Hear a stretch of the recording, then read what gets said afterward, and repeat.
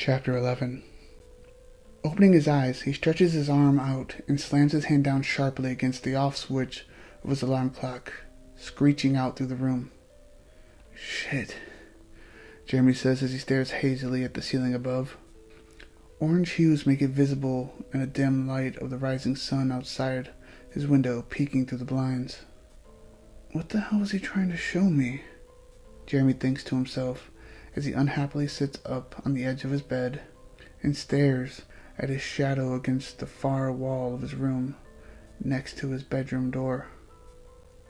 "What is it that you were going to show me?"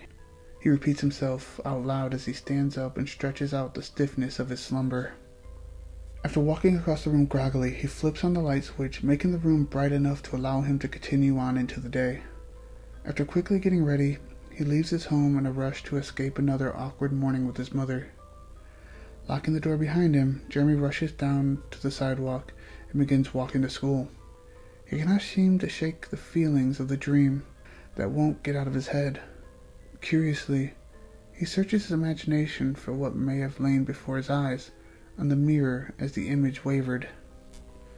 Going over the dream again and again in his head, he continues on, not paying attention to what was going on around him, including that which was right before his face. His hood up and his music blaring through the speakers in his ears, he turns a corner only a couple of blocks from the street where his school is located. Suddenly, a sharp pain at his forehead stops him in his tracks. Wincing in pain, he rubs aching skin and bone at the top section of his face. Wanting to shout, he looks up and does nothing. He only stares into the eyes of Tyler Cannon, who stands there before him, rubbing his own forehead. "What are you doing, Tyler? You're not going back to school yet, are you?" Jeremy questions his friend. Tyler looks away from Jeremy and stares deeply into the sky, taking his hand away from his face. He takes a deep breath and then looks back into Jeremy's eyes, trying to hold back the tears. However, he's doing quite a poor job of it. "I just can't be in that house anymore," he says. A single tear escapes the corner of his left eye and sticks to the top of his cheek. "We were told to stay in a motel or at a friend's house for a couple of days, but my parents refused to leave the house." He takes a deep breath through his nose and releases it from his mouth. "My mother says she doesn't want to leave, that she still feels him there." He goes on, with his face beginning to quiver with the last few words. Leaning his head back, he sniffs his tears back inside and wipes a couple of strays from his face with his wrists.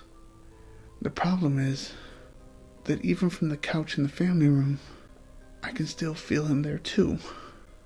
Tyler finishes, his eyes finally bursting with flowing sadness that roar down his face and onto the ground at his feet. "Hey man." Jeremy takes a deep breath, places his hand on the back of Tyler's neck, and brings him in for a hug. Jeremy looks over at the school and shakes his head. "I don't really think I need an education today," he says with a smile to his friend. "Do you think you might want some breakfast?" Tyler looks at him, shaking his head in the negative. "My treat, bro," Jeremy says. Tyler thinks for a moment before he finally nods in reluctance. He then wipes his face clean, and they begin to walk down the street in the opposite direction of the school. The boys walk for a few hours with no real direction in mind, their only goal to clear their heads. They speak very few words to each other, and none of any real significance, just walking, which is what Jeremy knows Tyler needs at this very moment. Walking and silence are the only things that have kept Jeremy sane the past few weeks after his own loss. Without realizing it, they have found themselves on the edge of town, in front of a red and black checkered diner. Jeremy stares at it for a minute, because he cannot recall ever eating at this diner before, and he has lived in this town his whole life. They pause, look around seeing nobody. Jeremy pulls out his phone and checks the time. It's just before 11 in the morning. He looks at Tyler and finally breaks the silence. "Well, I promised you breakfast. How do you feel about lunch instead?" he asks. Tyler nods his head, lets out a small smile, and replies, "I could eat." They then begin to walk inside. Upon entering through the swinging glass doors, a bell tied to the top of the door jingles loudly in their ears, startling them both a little. They look around the diner and see the inside matches the outside exactly. Everything from the floors, to the tables, to the ceiling, everything has red and black checkers. They walk down the right side of the diner and sit at the booth at the very end. Jeremy looks around at the other patrons. A young man and woman are sitting together drinking coffee, talking and laughing. An elderly man sits at a booth reading a newspaper, just behind a woman who sits at a bar smoking, drinking coffee, and flirting with the overweight, scraggly-faced cook. Smoking in restaurants is illegal here, but neither of the boys is going to confront her. Jeremy notices the waitress coming toward them after lifting a section of the bar and sliding through. She's quite a few years older than them. She looks as if life has put her through a lot, but in her own way, she is still quite beautiful. Her wavy red hair is pulled back into a ponytail by a black hair tie, except for two strands that hang down and nicely frame her face. She walks over in a black uniform that nicely accents her deep brown eyes, which are surrounded by really light freckles. "Hey fellas, what can I get for you?" She smiles at the boys and holds up her pen and pad of paper. Jeremy looks up at her name tag, which reads Allison, and they both pick up a menu and look them up and down. After a few moments, they both give their food order to Allison. She writes it all down, pulls off the paper, walks away, and hands the order to the cook, who is still flirting with the woman at the far end of the bar. He puts up a little fuss before walking back to the kitchen area behind the bar to cook their order. Allison then returns to the boys, same smile on her face, and a glass of water in each hand. "So, handsomes, shouldn't you guys be in school or something?" Allison leads her head to the right side, moving her eyes back and forth between the two boys. No school today," Jeremy answers back nervously. "Some sort of conferences?" he continues. Allison looks at them with a confused look on her face. "You boys go to Notre Dame High, right?" she asks. "Yeah," Jeremy answers back, starting to sweat a little, even though the room's temperature is rather cool. Allison flashes a devilish grin and continues on. "Well, my nephew happens to go to Notre Dame as well." Her eyes move quickly back and forth between the boys, causing the hair on the back of both of their necks to stand on end. She leans in, placing her palm on the table, and continues. "But he didn't have the day off today." Her face tightens up in faux confusion.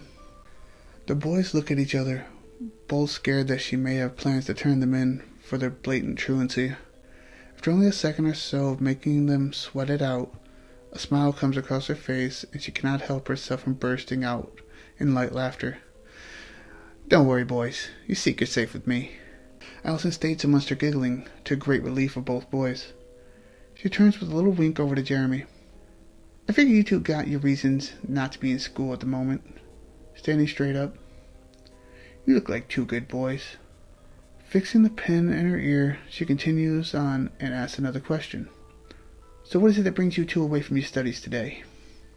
Jeremy takes a quick look over at Jeremy, who now has his head wrapped up in his arms on the tabletop, obviously in no mood to speak with the chatty waitress.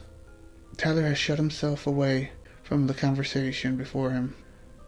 I'm sorry, but it's not really something we want to talk about right now." Jeremy answers as politely as possible and nods his head toward Tyler, who has now picked up his head but stares at his hands face down on the table. Allison's smile fades as she nods her head in understanding and walks away back to the other side of the diner. She stops for a moment to talk to the young couple before continuing on to the kitchen area. The boys sit in silence until their food arrives. They eat it slowly and take their time finishing their waters. Allison comes back with the bill and tells them they can take all the time they need. The boys sit in silence for only a few more seconds when Jeremy notices a single tear make its way down the left side of Tyler's nose and finds its way to the corner of his mouth. "Are you okay, Tyler?" Jeremy asks as he reaches out to the plastic container of napkins at the inside edge of the table and grabs a few out. He offers them across the table to his friend by gently waving them a few feet in front of Tyler. but not saying another word. Jimmy realizes how dumb his question was. There's no way Tyler can be okay. It is then that Tyler lets loose a flow of tears and begins to sob fiercely. Jeremy's eyes dart around the diner as he notices everyone in the restaurant staring at them. Raising his right hand toward the eyes of showing a mixture of concern and judgment, he nods in a way to ease their worries. Allison begins to walk over, but Jeremy slowly shakes his head to assure her to stay put, and she halts mid-step. She nods in understanding again and begins her way back to the other side of the diner once more. "That's all right, buddy. Let it out," Jeremy comforts Tyler. Tyler raises his head and wipes his tears away with one of the napkins that Jeremy had just offered him. "I'm sorry," he says between light sobs. I didn't mean to do that." He continues on with embarrassment in his voice. "It's cool, man," Jeremy answers back in comfort. "You know, if you need to talk or just cry it out, I'm here for you." He continues onward, reaching out with another handful of napkins, and sits back and watches Tyler try to regain his composure. Unfortunately, he doesn't get very far before relapsing into tears. Jeremy just sits there, knowing there's nothing he can really do. Knowing the feeling of loss himself, he knows there is nothing any outside source can do to help. Watching Tyler break down so hard, he cannot help but relapse into his own dark emotions. Fighting to hold back tears of his own, he just watches Tyler let it out. Tyler grabs more napkins and wipes his tears from his face. He clenches his fists and slams them heavily to the table. Again, everyone in the diner turns and are now looking at them again. Jimmy can do nothing but tighten his lips and shake his head slowly. "I just can't believe this is happening," Tyler states, tears still welling up in his voice. "Why Wilt? Everybody loved him. He never did any wrong to anybody." He places his hands on his lap and leans his head back against his seat. Jeremy just sits in silence, not really knowing what to say. "Everyone loved him, right?" Tyler stares into Jeremy's emotionless eyes. "Right?" "Yes, everyone loved Wilt," Jeremy answers back. "You guys are friends with everyone in school. Everyone loves the both of you." "Why couldn't I hear it?" he asks, not really expecting Jeremy to answer. Jeremy just sits there with a puzzled look on his face. "How could I not know what was going on?" he cries out as he tightens his eyes closed, searching that night over again in his mind. "I was in the room," he shouts at Jeremy, who is now trying to calm him down with no luck. "I was there, but I couldn't hear anything while my brother was being slaughtered like an animal," he screams out. Jeremy gets up from his side of the booth and rushes over to the other side. Grabbing Tyler's head and pulling it into his chest, he cradles his crying friend. "It's okay," Jeremy says in comfort to his friend as a couple of other patrons get up from their seats and inch closer and closer to them to see if they can help. Jeremy reaches his free hand, gently shooing them away. Tyler's wild crying slowly deteriorates into gentle sobbing, and Jeremy releases him and returns to his side of the booth. Both look at each other and around the diner in embarrassment. "How is it okay?"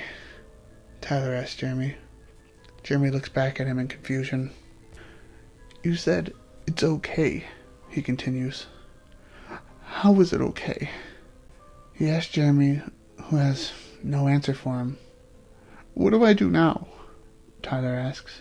But again, Jeremy just doesn't have an answer. He just looks down at the table and shakes his head. "No, seriously, you're the only person I know who has lost someone like this. What do I do?" he asks. "What do I do now, Jeremy?" "I don't know," Jeremy shouts, and the whole diner turns to look at him this time. "I just don't know." He places his face in his hands. "I'm sorry. I'm not the one to help you through this," he continues. Both boys calm themselves down and decide that their lunch is over. Jeremy throws the money he owed on the table, and the two of them walk toward the exit.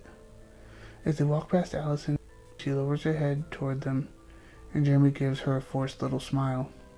The last thing he sees before they step into the sunlight as a small forced smile across the face of Allison back at him. Thank you for listening. If you're enjoying the story and how it's going, please subscribe so you can get every chapter as it comes through. Discuss in the comments, plot threads, and where you think the story's going. Share with anybody you think might find it interesting. Until then, I'll see you next video.